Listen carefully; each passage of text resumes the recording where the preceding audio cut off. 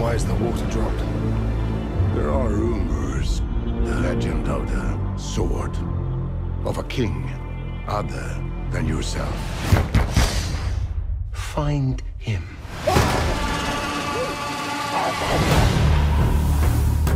I know your story. What kind of a man would you become had you inherited your father's kingdom instead of being raised in a brothel?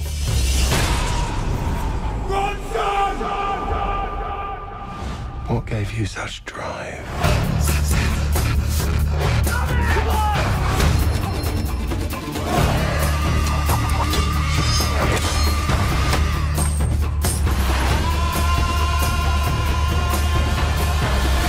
You felt it, didn't you? The power.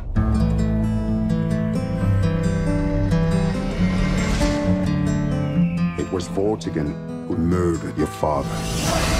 But what you didn't account for is what you can do with this sword. You need to be careful. His power is increasing. When people fear you, it is the most intoxicating sensation a man can possess. You're starting to mean something. You're no longer a myth.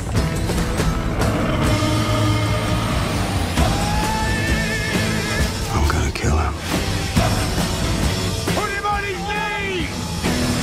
You wanted the prophecy. Raise that sword. Show the people the power of Excalibur.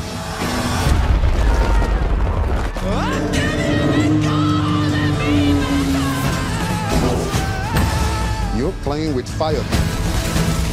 But doesn't it make the palace burn well?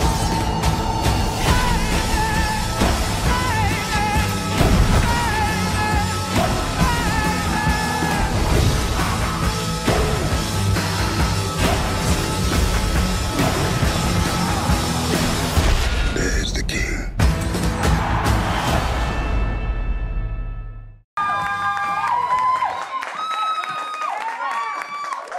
Let's do that. Let's do that. Oh, Guys, thanks so much for being here. Congratulations. sitting on my phone. There we go. Is it off? Have you is it on vibrate? Is it off just to make sure? We'll see. Okay, if See you what get a happens. call, you have to take it on the stage. Okay. That's the rule. Inevitably, it'll be my mum. If someone does call, it'll be the old mum. They'll love that. Everyone will love that. We can put her on speakerphone, have a nice little chat. I want to start with a rumor I heard about the casting of this, that Charlie, you offered to fight the other people that were up for this role in order to get this role. Is that true? Maybe. Guy? Yeah, he didn't tell you who he had to fight, though. He didn't pick anyone in his class. We've got kids in the movie. He was very happy to take any of the kids on. You wanted to fight young Arthur. That's right. That's right. I'm not stupid. What led you to offer to that? What was going on? I was very, very skinny at the time. I was in the middle of shooting the last season of Sons of Anarchy, and the character that I played in that show was... Woo! He's faking. He's never seen 1 minute of the show. The character Jax Teller that I was playing was having to endure a great tragedy in his life, so I'd lost a lot of weight to have a sort of physical representation of that trauma.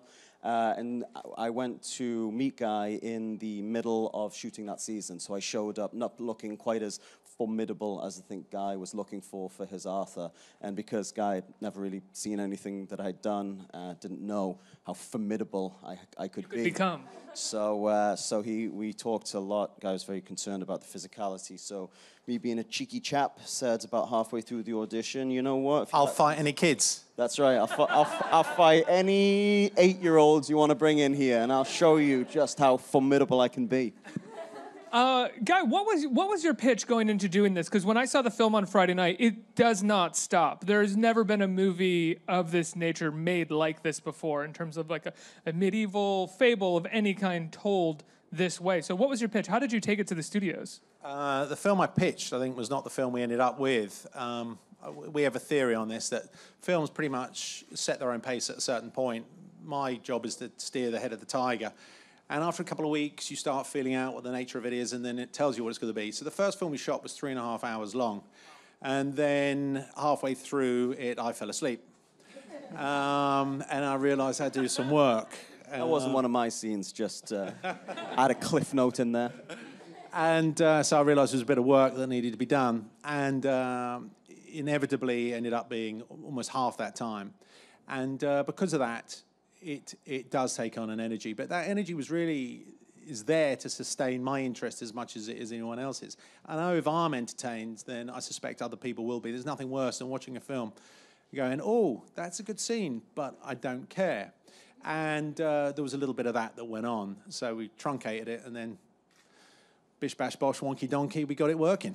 Well, I think it's fascinating because out of necessity to keep you awake, you actually do something like somewhat experimental with this film and how fast-paced it is and how much you truncate each scene to its like necessary core to maintain this kind of constant montage that's moving throughout the whole movie. Did you feel like you were onto something new while you were making it, or were you still just trying to keep your eyes open? Yes, trying to keep my eyes open. There's a nervous moment when you realise you spent several $1 million shooting a scene and it's not going to end up in the movie. So, I brokered a deal, and that was to keep some of the scene in there, and that way it allowed you to broker the deal to truncate it. Otherwise, you just won't get rid of scenes that cost you $10 million. However, you just squish them together, get to the point, and what would have taken you, 10 minutes now takes you 1. And that's how vicious I was with the editing. In the script, did you have Arthur sort of aging from child to grown man living in the streets? Was that a montage, or was that like a number of scenes that you ended up truncating as well? Actually, that wasn't even in the script. We sort of made that up on the day. So even in the midst of shooting too much, you're like, let's make up more. Throw it in. Let's go. Yeah, and quite late in the process. Sorry, mate. That's all right, Sorry, Charlie. boss. I know how much you like the boss. mic. You carry on. You'll see you'll get no short answers out of Charlie. Carry on, Charlie. About 3 months into the process, Guy came up with this idea, and we all got very excited, and then we shot it. It was quite short, wasn't it? Touché, sir. You don't want to expand on that, or you just... Don't worry, he'll expand. Unfortunately, you've sort of caught me out on this one, because I don't really have much more than that to say about it. It was you that came up with the idea, so why don't you tell the lovely people here Thank you very much. how you came up with the idea, Mr. Ritchie. No, I think it's all of us, really. As a creative team, what happens is you're sitting around and you end up having conversations about how can we make this better. And one thing leads to another thing, and you go, oh, how about a bit of this? And you go, oh, yeah, I like the sound of that. And collectively, you end up agreeing of what makes sense and what doesn't make sense. So all of that stuff, that montage that you're talking about, which probably took several weeks to shoot, amongst other things, lasts for 90 seconds, I think. So much of the film is similar to that montage in the sense that you start like that, and then you don't really end that momentum. Was that tough to keep up? Are you getting sick of the filmmaking questions? No, I like it. I enjoy this position. I'm a bit distracted by... Sorry, what was the question? I was waiting for Charlie to answer it. Keeping up the momentum, because you start with that montage, essentially. After the big battle scene, you start that montage, but then you don't end that momentum. Even scenes where most movies would slow down for exposition, you're like, no, I'm going to turn even this expository scene into a montage of some kind. Well, that's just what happened. There is a scene that you'll be aware of where they disappear off into the Darklands, and that was 20 minutes long when we first shot it. We put it in there. Oh, that's interesting. Sort of. And then we turned it into 2 minutes. And that was the disparity in the lengths. And at 2 minutes, it's fabulous. And at 20, it's just not. But I fancied the idea. I think sort of like, I'd like to be taken as a serious filmmaker, which is the curse of many filmmakers, by the way. And you think, oh, serious filmmakers make this long. They'd make it long. So I try to make things long. And then you watch them, and it's boring. And then you make them short. So I go out trying to be serious, and I end up not being so serious in the end. What's it like for you guys as the actors to shoot these incredible sequences that you're seen in the script as potentially 20 minutes long, 30 minutes long, these epic sequences that then you go to the screening and maybe it's 2-3 minutes or a minute? It's a good question. I've never had as an extreme experience as I had on this, that the film had evolved so much editorially from what I thought we were shooting on the day. But it's always really, really exciting. I mean, it's sort of the exciting part, and for me, also the nerve-wracking part, and I have a desire to be involved in every part of the filmmaking, and as an actor,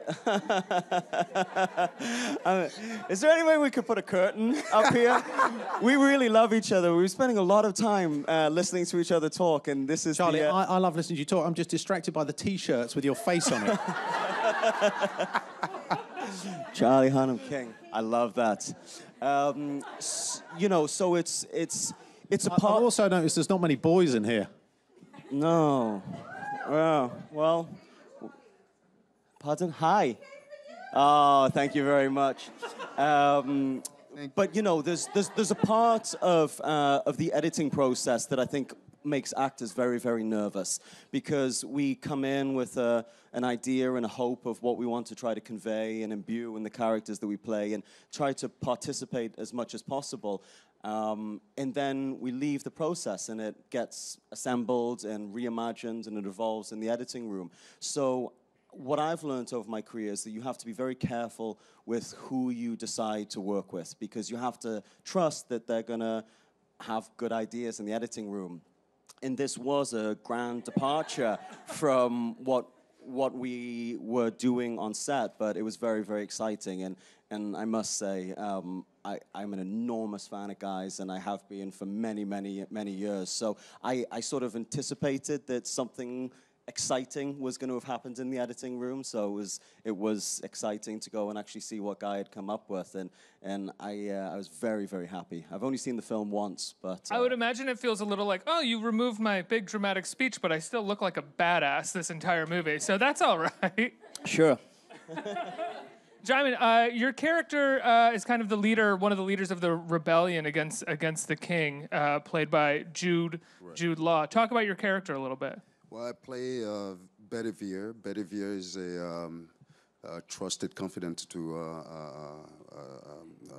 King Arthur, but more importantly, we dive a little deeper into Bedivere's backstory, where we find his relationship with the Pendragon family. He was a knight under Uther Pendragon. He was a trusted advisor to Uther, and so therefore it makes sense that you know, he will be a voice of wisdom to this new king. How much research do you do going back, looking at the original sort of fable? I sort of read everything that I could find about Bedivere, but I quickly realized it's only up in the time that Guy Ritchie called me and said, you know, I'm doing King Arthur. I'm thinking about you for Bedivere. I've met Guy Ritchie 20 years ago. I've been wanting to work with him for a long, long time. Where did you guys meet? In London. Yeah, I think we met in a pub, Djimon. Yes, I think we did. It's usually where I meet most people. And yeah, so I've been sort of like comfortably dreaming about the chance to work with him one day, and the call came in, and obviously that was the first attraction to the story in itself. And but I came to the awareness of King Arthur growing up in France, and at the time, I thought that was a true story. That was a real story. There was a king, you know, called King Arthur, and which the story resembles a lot of some of our kings in Africa. And so I really thought that was a true story back then. It's only up until after I talked to Guy Ritchie that I realized, doing research on Bedivere, that I realized this was a fictional story. There is actually an African story that's almost identical to the King Arthur story about Shaka, who was like a famous king in Africa, but right. the story is almost completely parallel. Guy, there's so much that you're doing with this that is a complete updating and kind of remix of the King Arthur and this story. When you're making this, how much are you, what's the line like in terms of how much you want to be referential towards what people think this period should look like, and how much you want to update it? Obviously, the score that you use is incredible and is the clear kind of like updating of this story. It feels very modern. Well, the music's actually the key component. As long as we can be respectful of the essence of the narrative, which is about a man transcending himself, which is usually what most stories are about, as long as we held on to that, that's what our principal concern was. And thereafter, we made it for a contemporary audience. So we had to find a way of bridging between an antiquated historical world and a contemporary world. And the way we did that was through the score. And the score, one of the songs we use in it called Wild Berry, I was trying to remember that earlier on, actually. Wild Berry is 1,000 years old. That song's 1,000 years old. We dug it up out of the books of law, L-O-R-E, of English law, and then we reinterpreted it with the same lyrics. So in a contemporary fashion. So all the instruments we use are old, the song's 1,000 years old, but somehow we made it feel like it was contemporary. And that sort of fused the gulf between old and new. Well, then also the dialogue and the characters that you create as well that are sort of, I think, referential towards to your world, to what you do with Sherlock and what you did with Snatch and Lock, Stock. They're very cheeky and snarky for that period of time. Yeah, well, and to a degree, the reason I choose my actors is whether they understand that disposition, if you will, or that frequency. And Charlie, when we first met, as you know, Charlie knows, I didn't really know who he was, and I wasn't really that pro with the guy that I didn't know who he was. But once Charlie forced me to have a cup of tea with him, it didn't take long before I realised that we were on the same frequency. And within 15 minutes, I was pretty sure that we'd be making this film together. Because you get shorthand with someone. You know, do you understand this? And you just sort of, you never end up talking about the movie on any of these things, by the way. You always end up talking about, in this case, legalising marijuana. And where do you guys fall? It's quite funny. Charlie, why don't you, you tell him. Well, we were talking, I think Guy had a very creative interest, and I had a slightly more, I suppose, recreational interest in the California medical marijuana situation that we've had going on for many, many years. So much to my surprise, we spent that initial 2 hours going in and out of discussing that, along with some other sort of more sensible topics, but none of which were actually the film. We didn't talk about the film at all, which I had taken at that point to mean that this trip to England, although it was a lovely cup of tea and we had a bit of a giggle, was probably not going to amount to much. And then at the end of it, Guy said, well, I think you're actually, you know, potentially quite interesting for this, so would you come and do an audition for me?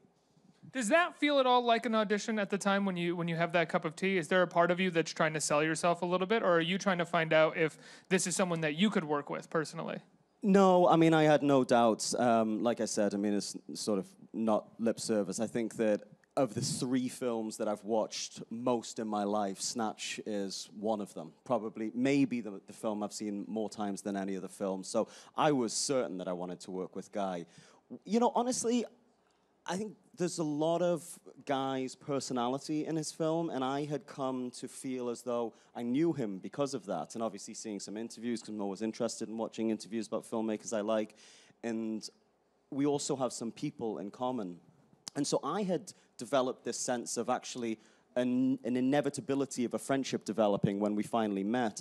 And so when I threw my name in the hat and said I would very like to be considered as your Arthur, and Guy said, yeah, thanks very much, but probably not, it actually sort of crushed this illusion that I had, and my feelings were terribly hurt. So yeah, right? And so I said, you know what, it was really, I actually truly didn't think that I was coming to get the film. I wanted to be seen. You know what I mean? I wanted to somebody who I really admired and liked and had cultivated this imaginary sense of friendship to actually say, you know what, you're still not getting the role, but I see you're actually an all right chap. You wanted to meet a hero. Yeah. Now, do you feel bad now, Guy? Yeah. I know exactly what he's doing here, and he's a sly dog. He's looking for the sympathy vote. I mean, no. What do you need a sympathy vote for? You know, if my mom's watching this, she's about to call Guy to have a word with you. But you can hear the audience, oh, Charlie, and he's so sweet. Yeah. Oh, Charlie. That's right. That's right. He knows exactly what he's doing. Yeah. In those interviews, you can't really bluff. You know, they're not really interviews, actually. They're made up on the cuff. It's like, all right, Charlie, what's going on? How many teas you like in your sugar? That sort of stuff. You nip down the pub, that sort of stuff. And then gradually, as you're sort of messing around, you can't pretend in those sort of things. Whether you are going to get on, you just either do or you don't. So, and then at the end of that, you think, oh, now we should talk about the film. But by the time you got round to that, you're not interested because you go, oh, right, get on with this bloke, and we're off to the races. So it's really just about, am I going to get along with this person in between takes? And when we're talking about the takes that we're going to do, no one's going to have an ego. Well, there's egos, don't worry about that. But the thing is that there's a practical aspect to getting on with someone. You're there for 6 months, and from a selfish point of view, I'm going, oh, God, I've got to see this geezer for 6 hours a day. And all right, Charlie, can't wait to get rid of this bloke.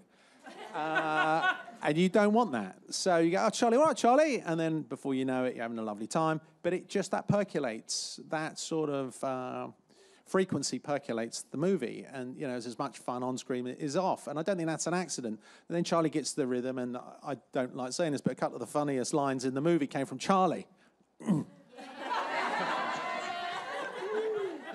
It's an interesting it's an interesting point. Like I think that Guy and I and Djimon too, we've all talked about this week, and it's sort of interesting when you find yourself in this situation. When you're looking back at hindsight, you tend to understand things a bit more acutely than you did even at the time. But the tone of this film, as with every film, is always the biggest challenge, trying to figure out exactly what the rhythm and tone of the film is going to be, because you go into it with interpretation that it might be one thing, but the film itself will actually often dictate that it wants to be something slightly different. And tone is the most important thing in film. And so if you...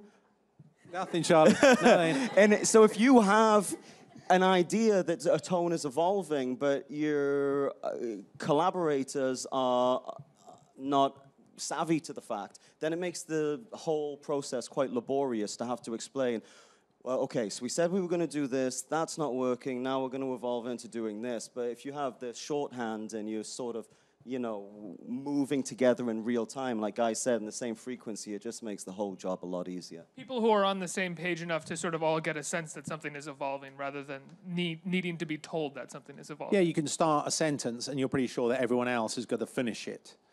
And that's really what you're after is a shorthand, which is quite hard to get from Charlie, by the way. Can you guys talk about the choreography at all? Because I think what's different in this film compared to other sort of swashbuckling sword films is You mean the fight choreography? The fight choreography, yeah. The dance choreography, John? Yeah, the ballet. I thought you said the fat choreography. The camera is in so many more places than most of their films. He's got what look like little cameras on the side of your shoulders at times. It seems like the coverage is everywhere. I'd imagine you're shooting these fight scenes for days and days on end to get all of this. Well, I think Charlie had more to do in this film as far as fight coordination is. Yeah, Charlie has more to do. He was fighting the whole world. Yeah, there's a bit of a responsibility. I can feel a long answer coming on it.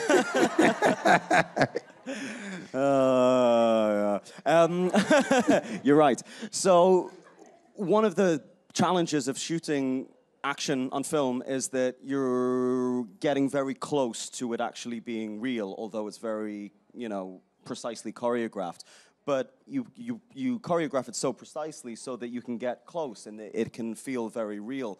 But often mistakes are made, and I've done a lot of action in film, and so far I think I've dished out 3 black eyes and 2 broken noses, because mistakes happen. But when you're fighting with... Did they ever happen back at you? That's interesting.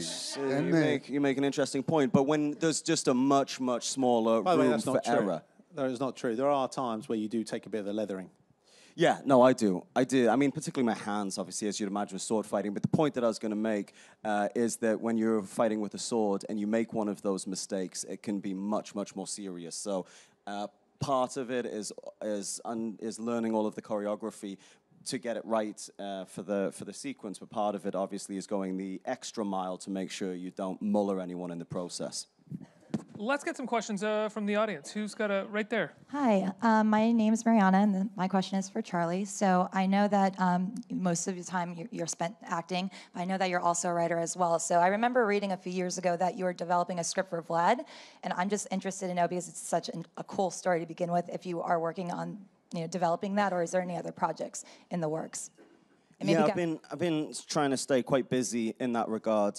So I have 3 projects aside from Vlad that I've been developing and I've set up at studios. That it's very hard to get films made in this day and age. And so Vlad, we tried really hard. I was working with Plan B, Brad Pitt's production company, that have been enjoying an enormous amount of success recently. But we sort of ran out of steam on Vlad. So I'm hoping that it's an expensive film to make, and my vision of it was quite uncompromising. I wanted to tell the historically accurate version of Vlad without, in my opinion, jumping the shark and actually going into vampirism, which wasn't as attractive or exciting for the studio that I had sold the project to.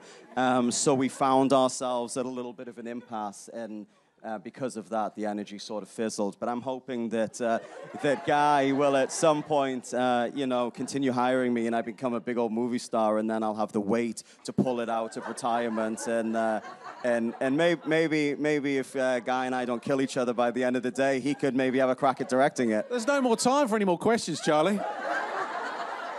I wanted you to keep that going just to mess with it. Just ramble on. Next question. Hi. So you guys talked about, well, Guy talked about before the energy on this, like, offset. So I was wondering, like, what was the funniest kind of moment on set? And I feel like Charlie was the goofball on set, but who was, or, yeah. Mm-hmm. Charlie, over to you. Oh, thank you very much, Guy. When you're finished. I'm not actually the goofball. I tend to be very, very earnest and serious about my process with acting, and Guy recognized this very early, and I think it made him quite nervous. And he said, "All right, Sunshine, that's this, whatever you're doing, Daniel Day-Lewis impersonation or whatever it is, you can put that to the side, because we have to have fun every day. And if we're having fun and making each other laugh, then the audience will have fun and we'll be making them laugh." So that was his main direction to me, was just stop taking yourself so seriously and have a bit of fun. That's quite short, wasn't it, Guy? Anything to add to that, boss? I think you're doing very well, Charlie. All right, thank you. Thank you for noticing. Let's get another question right here. Hi, yes, I was wondering how past inceptions of King Arthur inspired this one, such as the Disney movie and the old movie Excalibur, movies that have already been such as those. Well, funnily enough, I haven't seen many movies to do with King Arthur. Excalibur I have seen, which was in the 80s. John Boorman did a film, which actually Charlie and I and Djimon were influenced by. And when as soon as I saw that, I was interested in some incarnation of that. I mean, I saw it when I was 10. So eventually I filled out my creative arsenal. And at some point when Warner Brothers or whoever was going to give me money said, "Look, we'd like you to do it," then we had enough stuff in the tank to go and make it. But the important thing was not to be intimidated by the legend and all the other incarnations, but was to try and make something that, as long as you caught the essence of it, that a contemporary audience would find stimulating. You weren't a big Sword in the Stone fan, the Disney? I never saw it. Whoa. I think we have time for one more question. We'll take our last question from an online viewer. So Melissa and Cindy from Toronto want to know, for everyone, if you had to challenge someone to a sword fight, who would it be and who would win? Between us? You mean between us? You mean between us? Yeah, let's start there. What sort of a sword fight? Well, okay. I don't understand that joke. It wasn't a joke, Charlie. I'm not playing it with Djimon anyway.